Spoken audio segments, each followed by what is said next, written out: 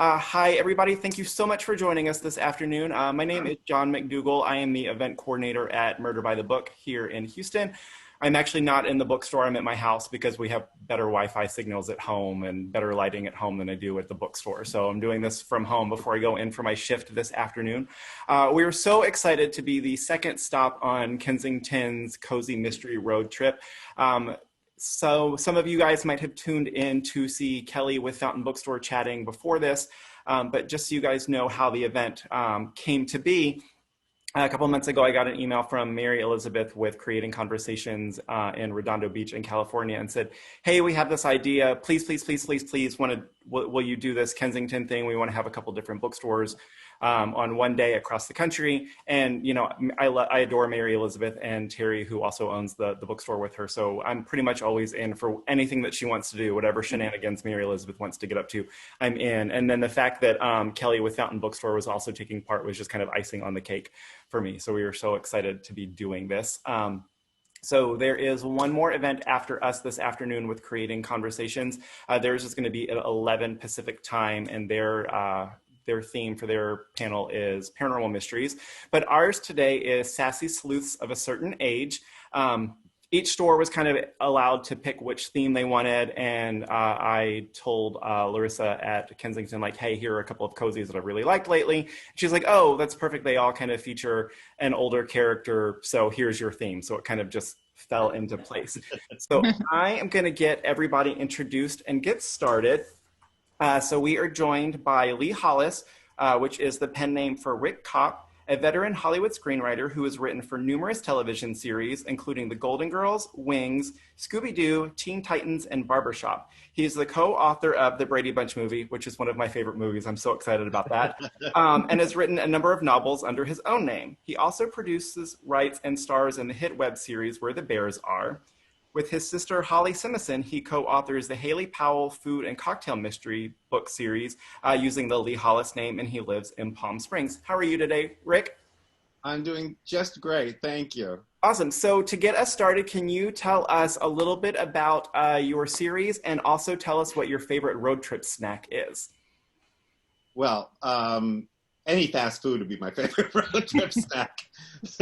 I try not to eat fast food unless I'm in the car, so it's like McDonald's and Burger King kind of thing. But my series is the Desert Flowers Mysteries, set in Palm Springs, and it features Poppy Harmon, who is a retired actress who in the 80s co-starred on a detective show called Jack Colt PI. She played the secretary Daphne, and she got married and retired to Palm Springs, and when her husband dies, she finds out that he gambled away all their savings and she's broke. And so as an ex-actress, she doesn't know what to do. So she becomes a private detective with her two best friends, Iris and Violet, and they form the Desert Flowers Detective Agency. And nobody really wants to hire women of a certain age, it appears to them, that they're perfectly capable and great at what they're doing. So they bring on, in kind of a Remington Steele twist, a young actor who's dating one of their daughters. And he's kind of the face of the agency, but they actually do all the crime. So it's kind of a with age comes wisdom series.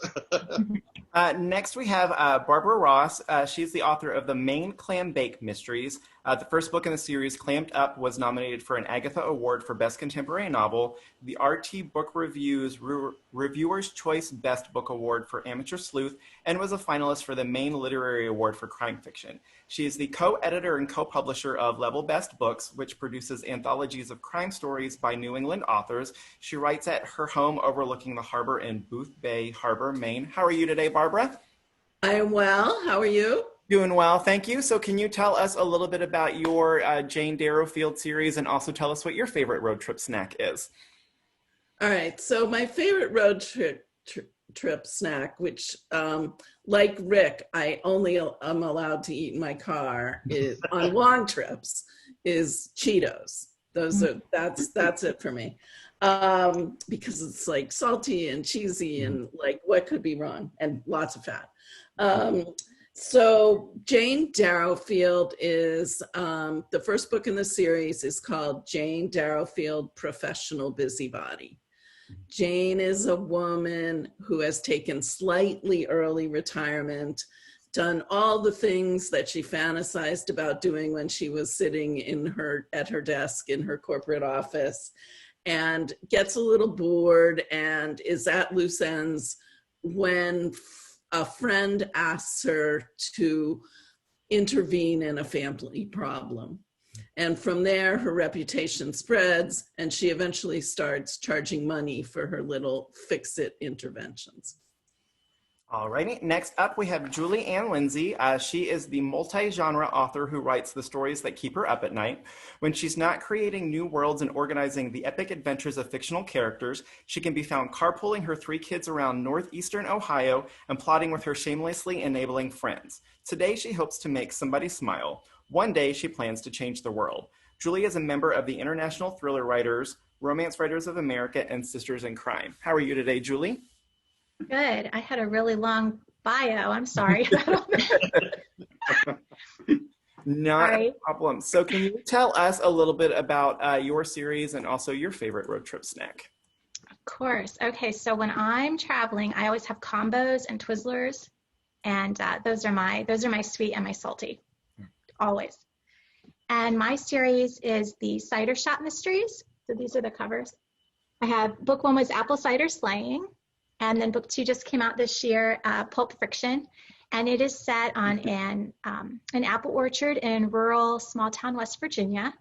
And my heroine is Winona Mae Montgomery, and she and her Granny Smith work on solving crime. I mean, not intentionally. They aren't quite the PIs that the previous authors were. They just were trying to run their apple business, and when not an enemy, a friend that Granny liked to argue with turns up in the apple press, it really looks bad for them. And so when the cop isn't willing to look anywhere else, they decide to turn up a few other suspects to kind of put him on the right trail since he's so stubborn, and they get drawn right in.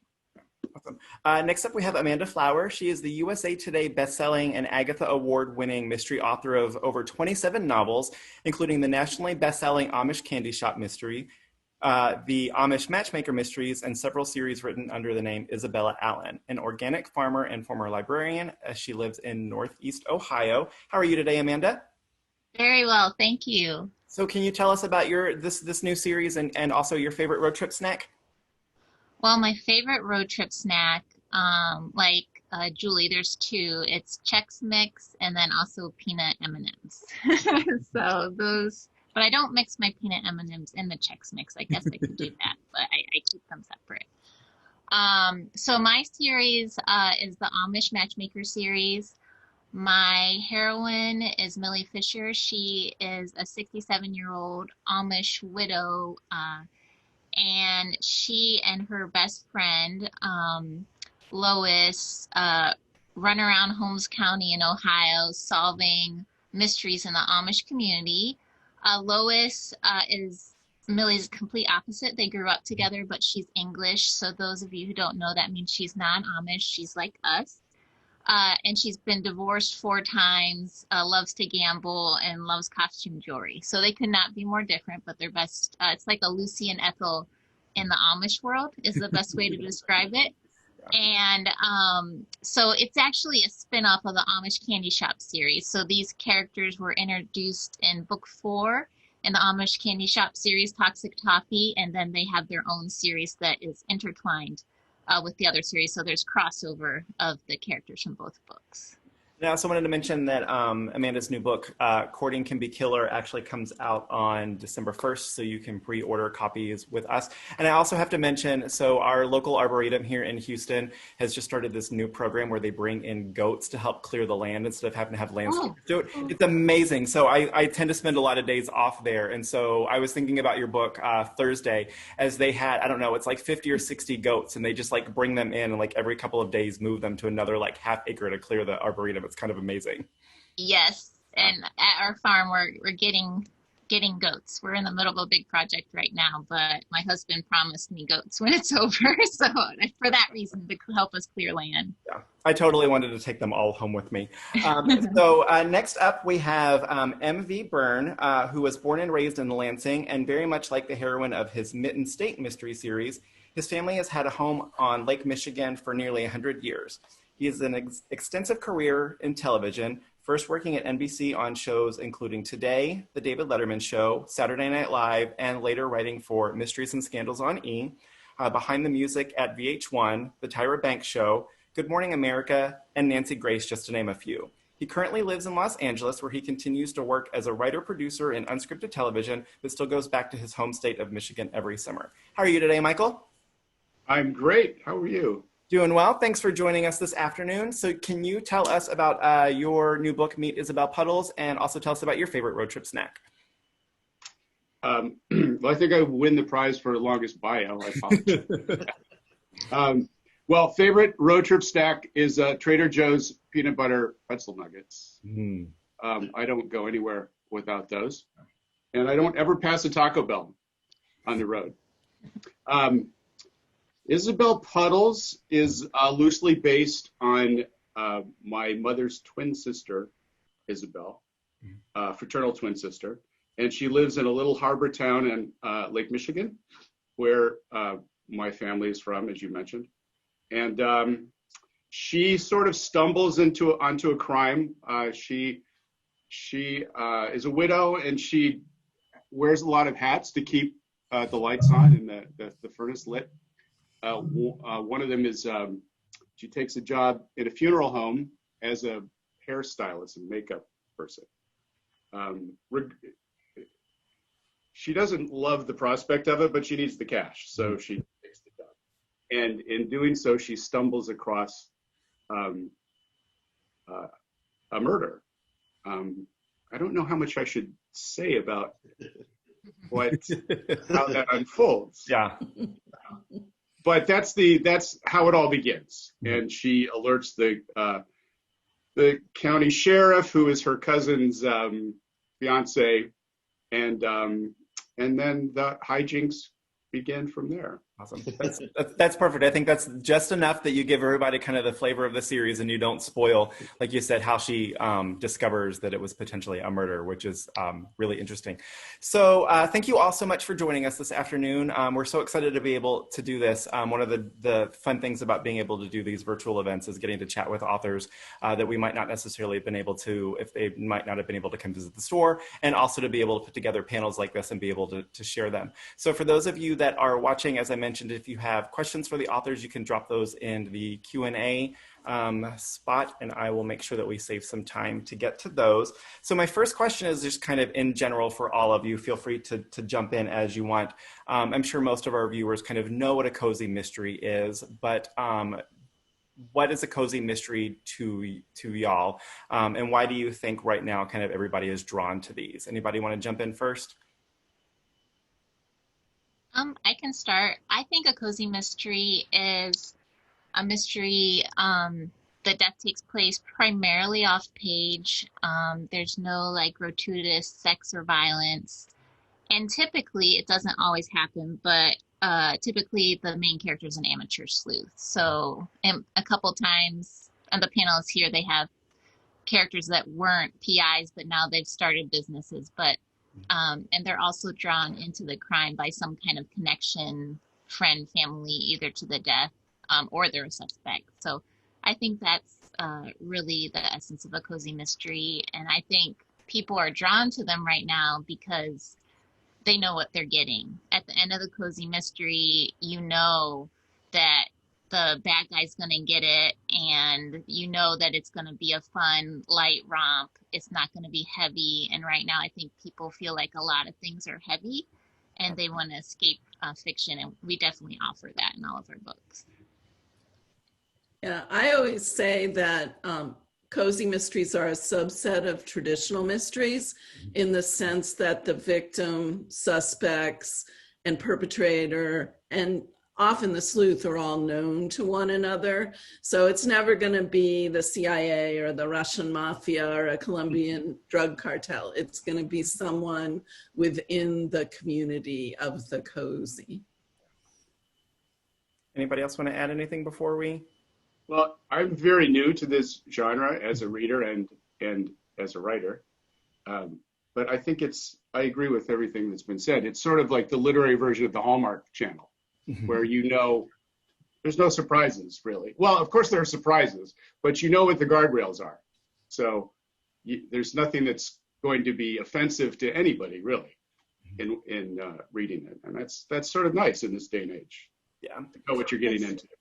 I've heard cozies described as sitting down with your, and their series, they go on, and you get to know more and more about the heroine, who's usually very likable, flaws and all. And when that new book comes out, it's like having coffee with an old friend and finding out, what have you been up to this year since your last adventure? It's comforting. Yeah, it's not actually possible to write a book that doesn't offend anybody. You'll start getting the emails soon. I can't wait. I agree with that. Definitely. Agatha Christie was like the first cozy author I ever, read. And she's, of course, one of my favorite authors. And then, and then there was the Murder, She Wrote series, and they were all kind of established this small town, parade of people that you could use. And growing up I grew up in Bar Harbor, Maine, so I couldn't be more of a small town. So I felt like I was prepared. And I just have to say, I am very excited right now to be here with Barbara Ross, because we have worked on 4 books together and have never even met in person or virtually. I know, that's so funny. And I wanted to tell Rick that we spent the month of October, we were talking about this earlier, in an Airbnb trying to help out my son and his family with childcare and remote learning and all that stuff. And my granddaughter, who's 7, is obsessed with Scooby-Doo. And her very favorite episode is one that Rick wrote. And when I saw his name pop up, I said, "Oh, I know him." And I got more grandmother points. You can't imagine how many grandmother points I got.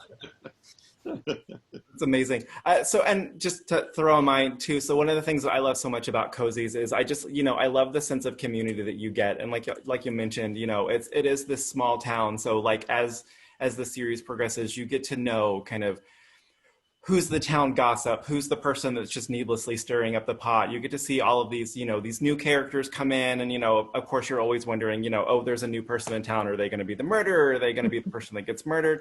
I just love that it creates just this world. I think just as much, and I say this all the time, that I think mystery writers do just as much world building as like science fiction fantasy authors. We just don't talk about it in the same terms as mystery worlds. I just love that those little worlds that you can just kind of dip into. I'm the resident cozy reader at the store, as a lot of people that are watching know. So I'm always looking for new fun ones. So since our theme this afternoon, we're talking about sassy sleuths of a certain age. All of your books feature in some way kind of older characters. I know with Julie, your main character is younger, but she, like you said, she gets her grandmother involved in the investigations. So let's start with Rick on this one. So why did you decide to have your character be an older woman instead of a younger one, which we're starting to see a lot more recently in cozies? Yeah, my first series I do with my sister, the Haley Powell. She's kind of loosely based on my sister. My sister's life, except my sister doesn't go running around solving murders. But thank God. But it was actually my editor John who came to me. He knew my first job in Hollywood as a writer was on The Golden Girls. And I was like 24 years old at the time. So I kind of had this affinity for older women. I love writing about older women since I was young. And so he suggested, he goes, why don't you come up with a Golden Girls type series? And I'd always had this character, Poppy Harmon, in the back of my mind, is because, my whole career has been in Hollywood. So I love the idea of writing about an actress who was retired. And I lived in Palm Springs. So I thought, let's put her there.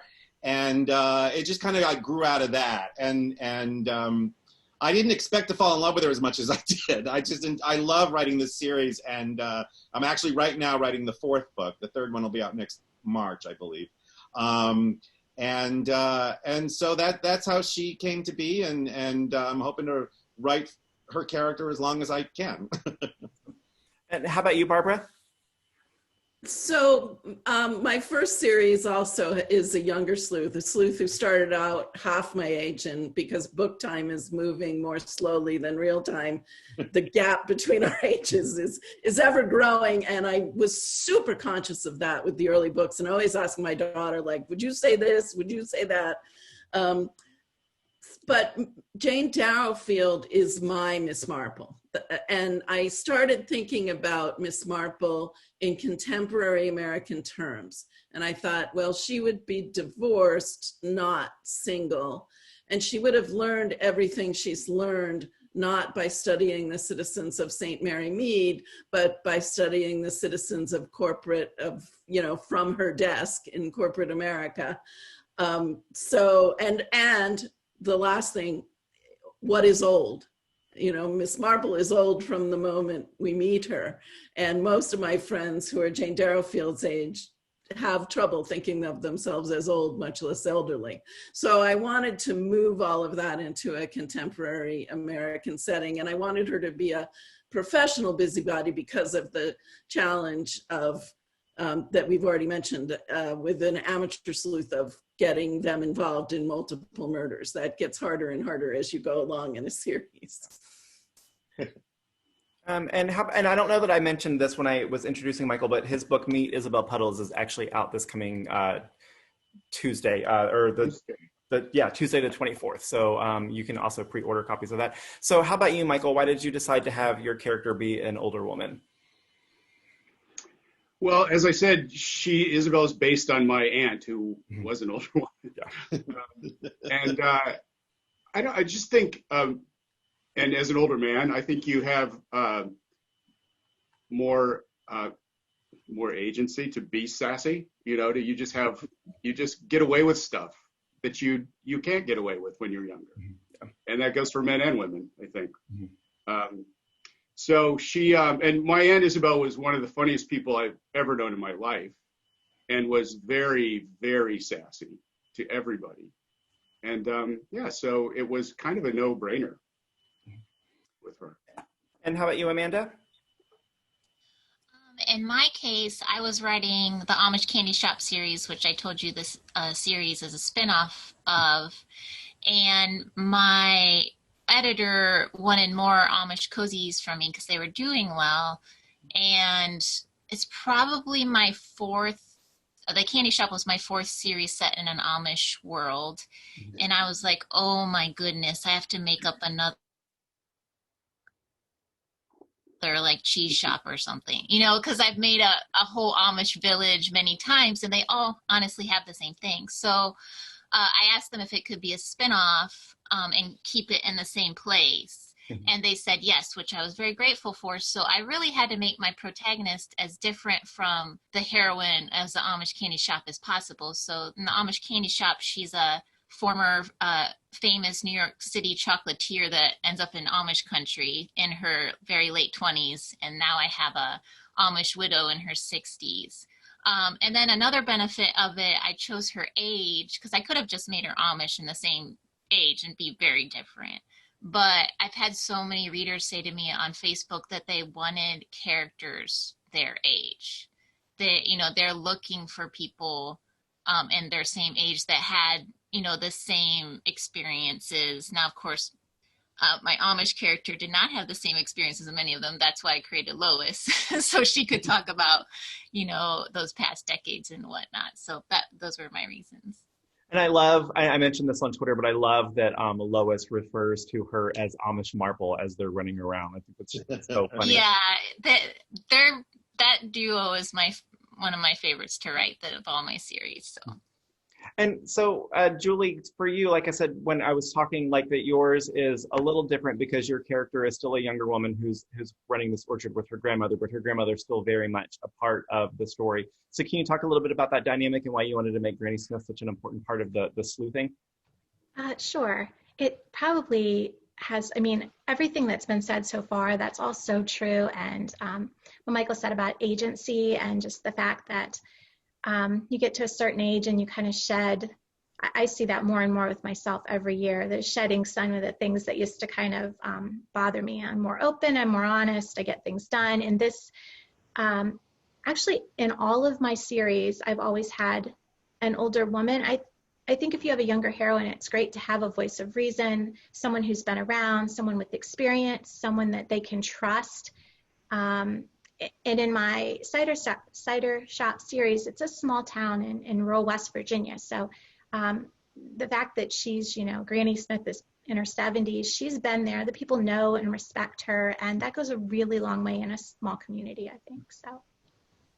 And I think one of the things that's really interesting for all of your characters is the fact, and I think maybe a little less for Amanda's character, but I think for all of the characters, because they are kind of older women, one of the things that you find them talk about a lot is kind of finances, whether it's trying to get the apple orchard to be able to run itself, or, you know, your husband has died and has run off with all of the money, or has squandered all of the money before he's gone, or like with Michael, where Isabella's kind of working several jobs and now, or Jane Darylfield, who's kind of doing all these things. So that was really interesting to be able to have these characters, because I think in a lot of the younger cozies, you know, we get to see these kind of young women opening up these businesses, but you know, the business is sort of kind of secondary to it.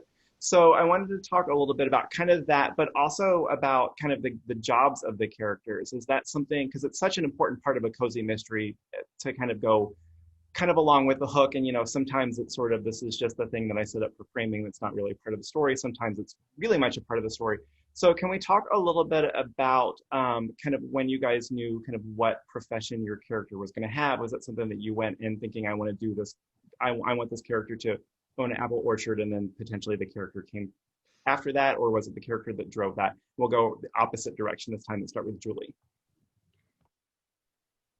Oh, you just muted yourself. I must have, anyway.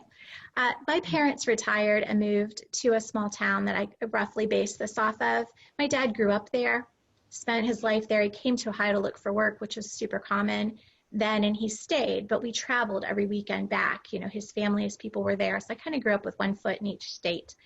And so when I was brainstorming a new series idea, I knew I wanted to do something in a similar town. I kind of wanted to do that for my dad, like a love letter to this culture and these people that he loves. And the apple orchard just was perfect. And on the way down to West Virginia, the drive from Ohio to West Virginia, I pass a lot of these historic barns. Now, some of them are barely standing, some have been renovated, or, you know, like, I don't know, reinforced over the years and repainted, but they're called mail pouch barns because they've got this big mail pouch tobacco sign painted on them. And growing up with those, I just thought they were across the country. I didn't realize that they really are a Midwestern kind of thing. And so I wanted to open it, excuse me, the cider shop in one of those historic mail pouch barns, just as another link to the Midwest, to this area.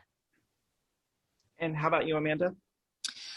So my character Millie makes her money to pay her bills as a quilter. So as probably most of you know, Amish quilts go for very high price, especially if they're hand quilted. So, but she's also the town matchmaker, and she doesn't get paid for that. So it's just something she has a skill set to notice when two young Amish people might be right for each other, and she also knows when they might be wrong for each other. But that's something, even though it's an occupation, she doesn't get compensated for that. But it is what leads her into meeting a bunch of different people and kind of getting entangled into these crimes, because a lot of the crimes are in the foundation of a relationship between two young Amish people, that something goes wrong. One of them dies, or there's a parent that doesn't approve that dies. And the reason I wanted to do that is because I think a lot of people are fascinated with Amish romance. There's a lot of Amish romance out there, and I think people assume that the Amish have marriages that are determined by their parents, which is not the case, but they do have to get their parents' approval, but it's not like an assigned marriage or anything like that. And it's also a problem of finding another young person that they want to marry, because the marriage pool is small, and then you're also related to a lot of the marriage pool. So I just think it's a fascinating part of their culture, and who better to tell it than a matchmaker that's like getting in trouble with all the different relationships in the county. And how about you, Michael? I like that Isabel has, you know, like you said, she kind of wears many hats. And I thought kind of having her do hair at the funeral home was kind of a really great way to be able to get her kind of involved in mysteries. Can you tell us a little bit about that? Sure. First, I have to say that I've been obsessed with the Amish since I was a kid. I don't even know why. In that part of Michigan, there are Amish, there are Mennonites, which we refer to as Amish Light, Yeah. and there are Dunkards. And I don't even know what the Dunkards are about, but they look Amish. Mm-hmm. Anyway, and there are a lot of Amish references in my book. Oh, cool. The Amish dairy exists in this part of Michigan, and it's a big field trip. It's one of our favorite field trips. Anyway, Isabel left college because she had a baby and always planned to go back, and that never happened. She wanted to be a teacher. She ended up getting a license as a hairdresser, which she hated, but she needed to work a little bit while she was raising her kids. After her husband died, then she just needed to, she has this house on a lake that she was determined to hang on to, and the property taxes were killing her. So she started pickling. She started selling her pickles, and she started baking pies for local restaurants in the summers. And she then began working part-time in her cousin Freddie's hardware store, which she had done since high school.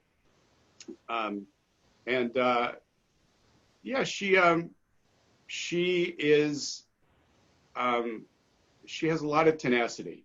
There's nothing, as long as it's legal, she's happy to do it. Now, she's still unloading her mother's antiques at the local antique barn, so she has a little booth there.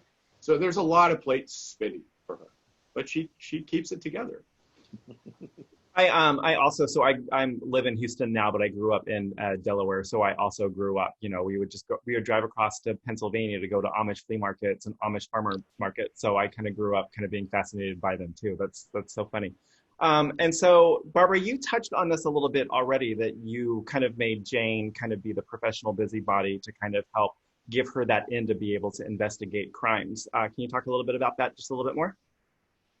Yeah, so Jane is retired, which is actually something that I love, because my other series, My Sleuth, works 14 hours a day from the middle of June to the middle of October, which makes solving mysteries extremely difficult. I mean, I'm writing them and I'm like, how is this happening? So that gives me just tremendous freedom. Jane is retired from a major telecommunications company. She took a major buyout when it was offered, because her great aunt said, always take cookies when cookies are passing. So she's financially comfortable and doesn't have to, she's not rich, but she's very comfortable. So not having to worry, honestly, about sending her to work every day and where the money is coming from has been just tremendously freeing in this series. And then so Rick, with Poppy, as we mentioned, her husband has died, and she realizes that there's no money left. And then she realizes she has to do something to make money, but doesn't kind of have the skills. So can you talk a little bit about, I love that she was like, oh, I played a detective secretary on TV, so it surely shouldn't be that hard to run off and solve mysteries. Right.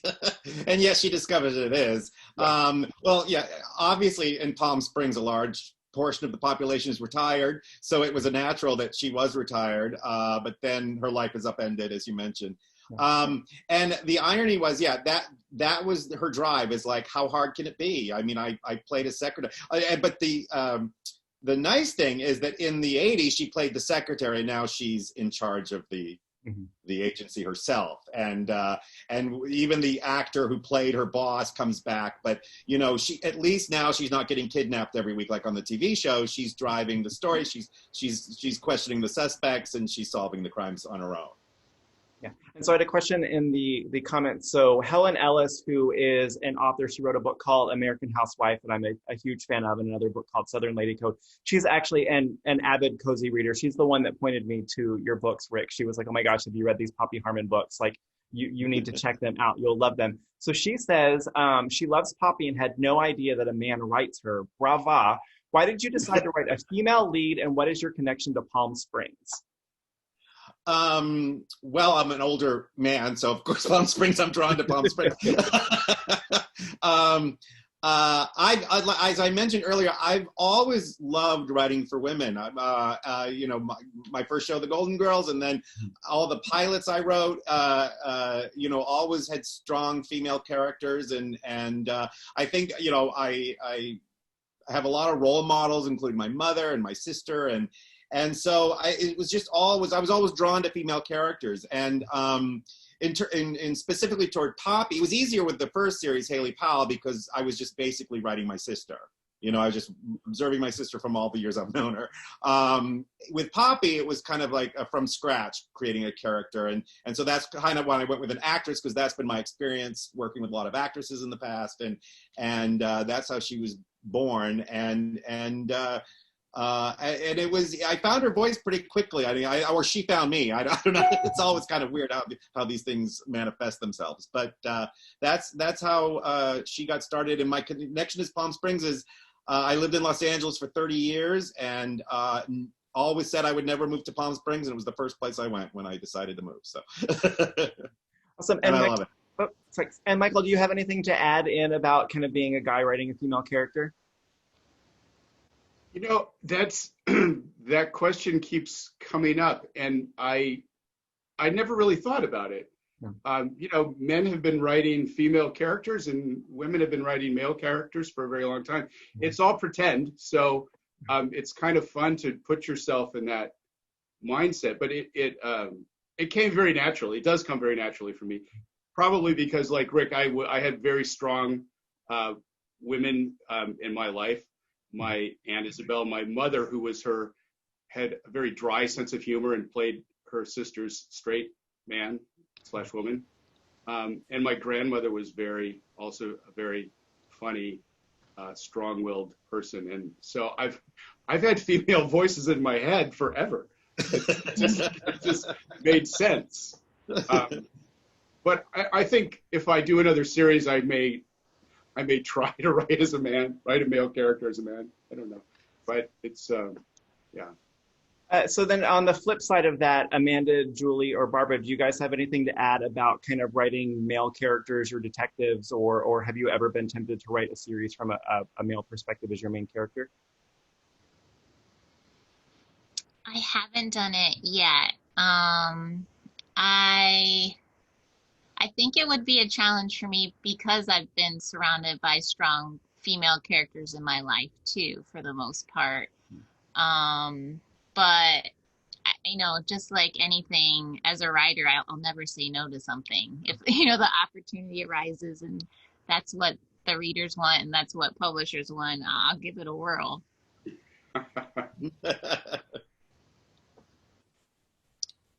All right. So next road trip question. When you are on road trips, are you the person that says, we have this destination, we're going to get there? Or are you the person that's like, oh, there's like the world's largest ball of yarn, we're going to stop there and check it out? And on the flip side of that, does that translate in your writing? Are you, I know where I'm going, I'm going to get there? Or are you kind of more a pantser? Let's start with Julie. Well, I'm a plotter. I outline everything. I have a lot of deadlines. So do you all. So I don't know. The way my brain works is with my deadlines, if I can know I'm going to write a chapter every day, then I can know when this book will be done and when I can expect to, you know, it helps when my agent calls and there's offers on the table. I can say, oh, I've got this many books and this is when I'll be ready, or I don't know. So I plot everything, but I also am the person that stops everywhere along the way because I don't know, I'm like an information nut. I like smart is the sexy. I want all the information and I want to experience all of the stuff. So anytime I'm driving anywhere, I usually have looked up, you know, where can I stop? What can I see? How much can I do and pack into this one trip? So I plan it to death, which seems opposite of stopping everywhere, but for me, it's not. Yeah. How about you, Amanda? Oh gosh. So Julie and I are both in Northeast Ohio. We talk about this all the time. I'm the complete opposite. I am 100% pantser. I was writing this morning and the book I'm writing now, I was working on chapter 3 and I just jumped to probably what'll be chapter 15. It's like completely stream of conscious disaster. And then when I travel, I do pretty much the same thing, much to my husband's chagrin. Like, I'll be like, oh my gosh, do you see that sign for a giant prairie dog? Like, we must see that. And, he wants to we have family in Iowa. He wants to get to Iowa. He wants to see the people. But I'm like, there's a giant rocking chair on exit, whatever. Let's just, it won't take that long. So yeah, definitely a pantser. I have a lot of deadlines too, and I wish I weren't a pantser, but my agent just says, it's working, so stop trying to fight it. How about you, Michael? When I'm road tripping, I'm really more of a road warrior. It's a challenge for me to get from point A to point B as fast as I can. And I've driven cross country, I don't know how many times, and I'm sure I've set land speed records from New York to LA more than once. I might stay out one night or two, and I'll just take cat naps at rest stops on the way, and I just get into a zone. But I love it. When I'm writing, that is not the case. In the first book, I had no deadline because I was writing it purely on spec. In my real job is very deadline intensive, and I'm just used to that. But with this book, I just meandered, and I had no outline. I just sort of had an idea, and I kind of knew how it ended. Years ago, I interviewed John Irving, who's my favorite author, and he told me that every book he starts, he knows the ending, and then it's just a question of getting there. So I'm certainly not equating myself to John Irving, but that's sort of how this book came about. And now that they've asked me to write, Kensington's asked me to write 2 more books. Now I do have deadlines. Although John's been very liberal, and with book 2, I had to supply an outline, and that was a challenge for me to really plot it out. But in the end, it was very helpful, and I did stray a little bit, which I was given carte blanche to do. But and now I'm going to begin an outline for book 3, which I really have no idea what's happening in book 3. So yeah, but it's so yeah. I in life I just kind of meander. At work and driving, I'm very focused. How about you, Barbara? So my husband and I are, just to give you a sense, we were talking that we're going to Key West and we're supposed to get there January 1st. Last night, we actually had a discussion about what route and what hotels. And that's actually because of the current uncertainties late in the year for us to be having that discussion. So we are the opposite of whatever spontaneous is. My boss used to come into my office and say, tomorrow I am going to tell you something that will blow your mind. And that was her way of giving me time to get ready for whatever that was going to be. I kind of am halfway between a plotter and a pantser. I do have to write a synopsis before I start working on a book, but in a synopsis, there's a lot of hand waves, like the poison ends up in the tea, but what the poison is, who puts it in the tea, and how you make sure the right person gets it is all problems you have to solve when you're in the work, often multiple times when you're in the work. So I sort of call it scaffolding. It's not really plotting, but it's enough to keep me going. And how about you, Rick? Well, I can't fib and say I'm a wandering free spirit because Michael's a close friend and he'll call me out. I am. You know, we were supposed to acknowledge that or not, Rick. I am the worst when it comes to plan. I plan everything. I have a calendar. I plan out what chapters I'm writing. I will stop on a road trip, but it will be planned out. Like there's a great restaurant off this exit that we need to eat at because I read it's really good and all that. But it's all planned out beforehand. I know if I saw a big ball of yarn, I would just, oh, that's great, and keep going, you know. Or take a picture from the car. And that's pretty much how I write. I was trained in TV, and everything was about the outlines. And so I usually hand in about a 40-page outline before I even start writing the book. So I know exactly where I'm going in each chapter. And each chapter is always divided out. It's so crazy, I know, but but I find for me it helps. It helps me to know where I'm going, to what needs to be accomplished in each chapter, and that's how I am in life too, unfortunately. Rick is the most disciplined person I know in everything. We're like Felix and Oscar. I have no idea what's going to happen that day. He knows down to 15-minute segments. When I'm on a road trip, I'm always the one that wants to stop everywhere. So last summer, and my husband is not, he's like, this is where we're going. We're going to get there. So last summer we were driving him up to grad school in Ohio. He's going to Ashland to get his master's. And when we were driving through Arkansas, I was like, that the house that they use for like the exteriors for designing women are like an exit off of this freeway, right? He was like, oh, we should stop. I almost fell out of the car. I was so shocked that he let me stop and take pictures of designing women houses. So Rick kind of that was a perfect segue into my next question. So as we were reading in your bio, so many of you have done TV work, or you also write romance novels, or you also edit short story collections and publish. So can we talk a little bit about how doing kind of all of that other writing stuff kind of influences you tackling your mysteries? Rick, you kind of touched on this a little bit, but do you have anything to add with your outlines and stuff? Not really, but I do find writing books so much more freeing than television. I mean, that was my job for 30 years. And I started writing books under my own name back in 2003. And I remember how much I enjoyed the process. And I remember in high school, I had this creative writing teacher, and I was so focused on being a script writer. I wanted to move to Hollywood and write TV and movies. And he would read my stuff and he'd say, well, you're much better at prose than you are at script writing. When he would read my scripts, and I would be insulted and say, how dare you, And it was much later in life when I actually started writing prose more regularly and writing books. And I've always loved mysteries. Mysteries have been my my go-to reading personally. So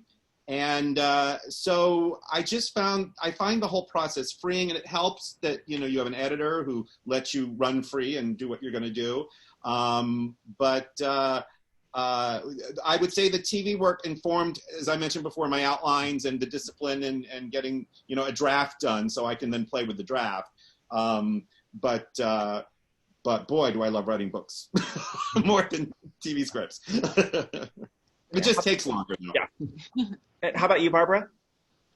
So my experience, for the most part, is completely the opposite. I have no fiction writing in my background. I have a long career in the educational technology industry. I used to describe myself as the Miss Marple of higher ed technology because I knew where all the bodies were buried. And being a chief operating officer is exactly the opposite of writing fiction, because you want to make everything transparent and everything efficient and the clearest way to get from point A to point B, which, believe me, when you're trying to write fiction, where you're trying to, particularly mysteries, where you're trying to obscure things and make the route as difficult and circuitous as possible, is the worst kind of training in the world. And I have to prevent myself from writing three paragraph mysteries where someone's standing over the body and then the person standing next to them confesses, because in my world that would be the best possible outcome. But I did learn when I edited the Level Best anthologies, which are collections of New England crime stories, which I edited with 3 other editors, a lot about rejection. That was enormously helpful to me, because we were always trying to put together a collection that had people from every New England state, light and dark stories, short and long stories. It meant balancing out sort of genders, famous people and debut authors. And we rejected a lot of really good work. And that sort of got me to the point where I understood, oh, now I get it. It doesn't mean that your writing is horrible because you get rejected. It means just not this right now. And that was very helpful. And how about you, Michael, especially since a lot of the writing stuff that you did, as we mentioned in your bio, is kind of unscripted stuff? Yeah, I've worked exclusively in unscripted until very recently. I started writing a Western series, which has been fun, a scripted Western series. I don't know that, I've always considered the writing I do in TV as more of a skill and a craft. There's not, I suppose you can do it artfully sometimes, but mostly you're writing with for a specific person. So the job I just wrapped, I was writing for William Shatner, but I've also written, as you mentioned, Tyra Banks and Nancy Grace. So there's quite a wide variety of people I've worked for. So you just sort of develop somebody else's voice in your head. Maybe that's somehow transferred into my fiction writing. Yeah. But I think maybe it just helped me build my confidence as a writer. I'd never imagined that I would be able to write fiction. I've written screenplays. Yeah. I just didn't think that I had the train of thought to actually write prose from beginning to end. And interestingly enough, it was this guy in the lower right-hand corner who first suggested maybe I try prose because he read something that I'd written that I asked him to read. And I was like, I don't really see that happening. But Rick's the first one who said, you should give this a shot. It took me another decade to do that, but planted the seed. And how about you, Julie? When I'm not writing cozies, I write romantic suspense. And for me, they play off each other a little bit. It started because I wrote cozies first, but I got very involved in the budding romance that's usually between like the heroine and maybe a member of law enforcement or someone else in the community.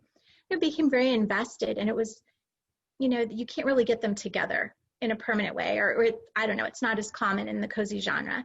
And I hated that. Also, I noticed my editors across the board would tell me my abduction scenes or that moment when the heroine is, needs a rescue, they were a little scary. They were a little too much.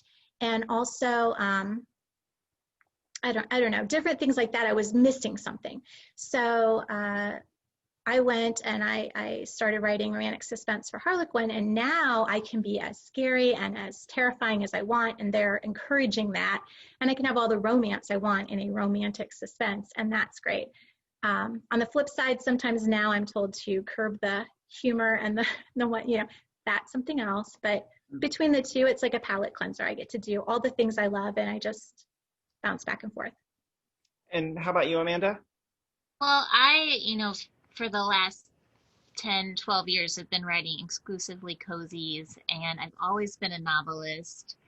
So I don't have quite as the varied experience as the other panelists, but I am pretty excited about a new book deal I have, but I can't talk too much about. But I'll just say it's historical, set in the 1850s U.S. Not cozy. I would call it a traditional mystery.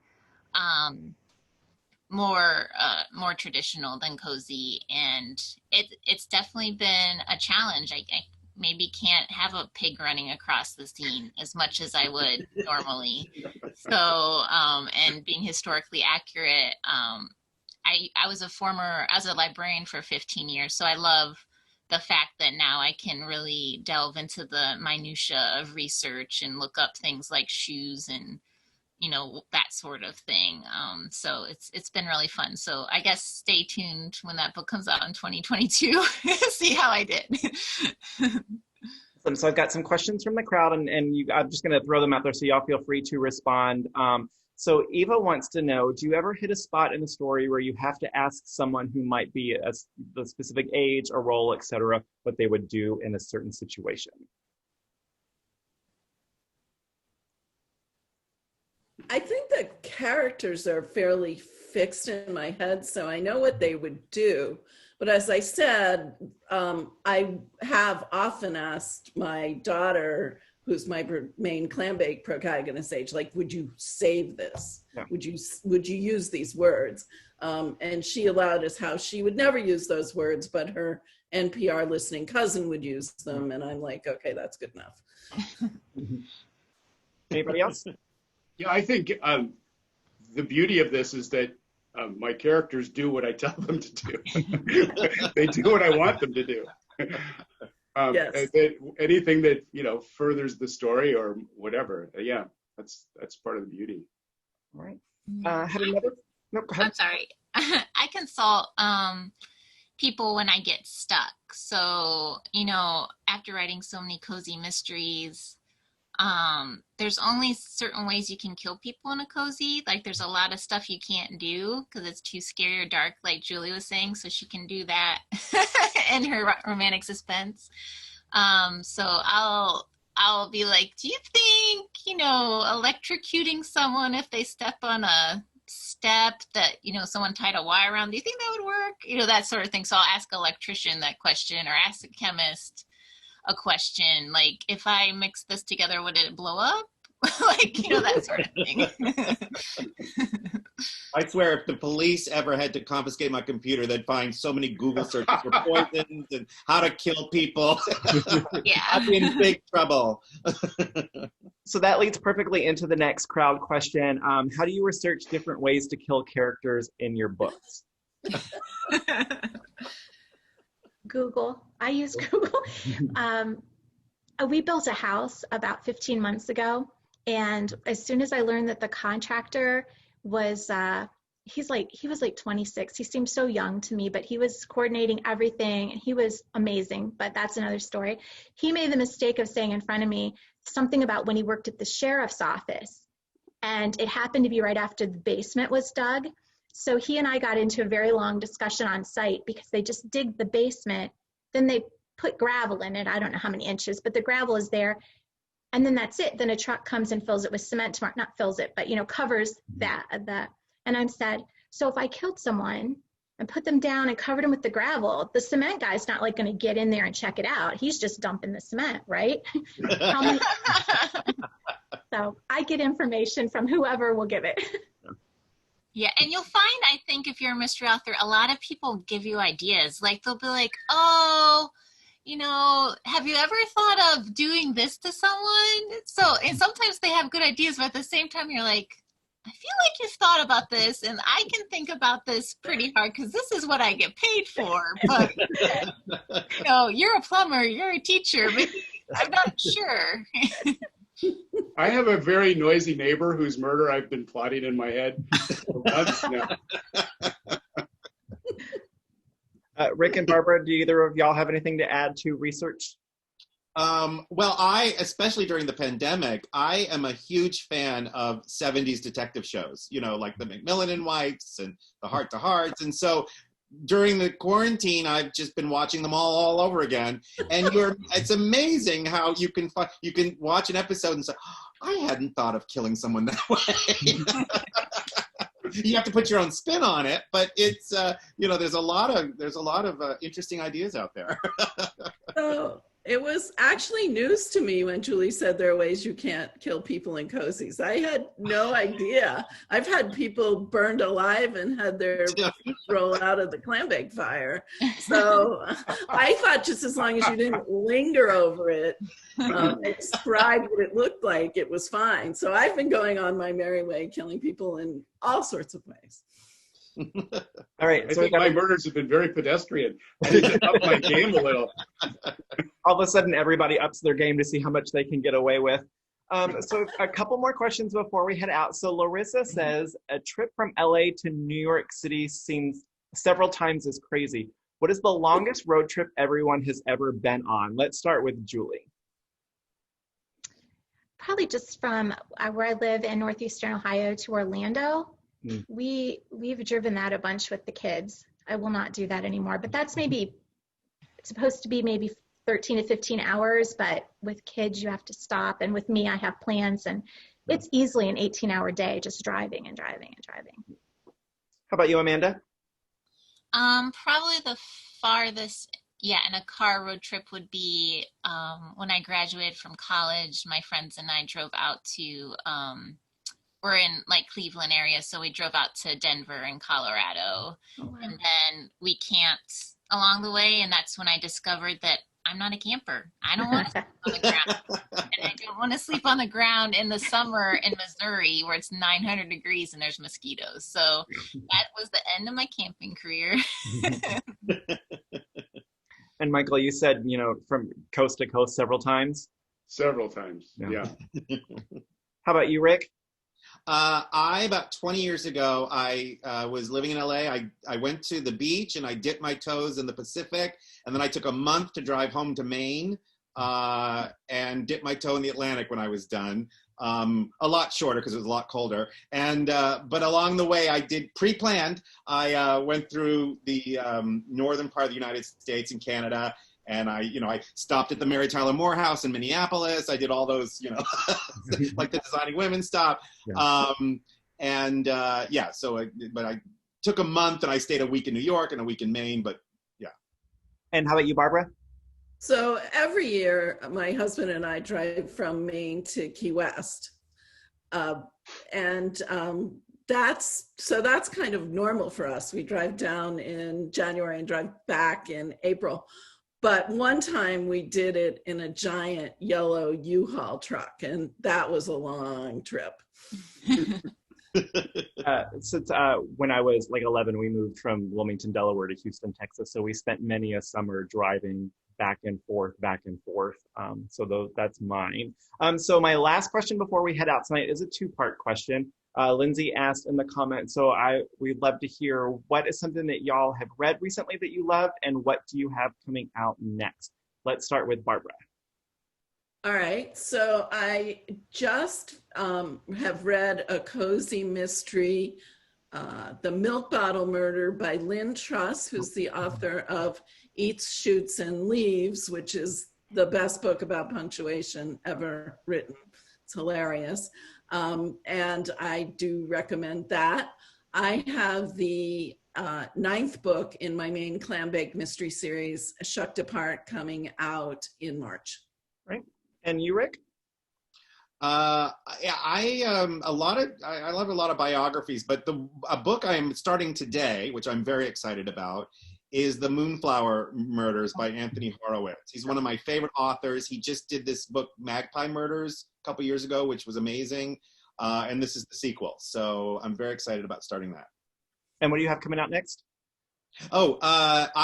December 1st, I have the second in the Barbara's series. Jane Darylfield is a Barnes & Noble exclusive, and I have a series called the Maya and Sandra Mysteries, and the second one, Murder at the Bake Sale, comes out a week from Tuesday.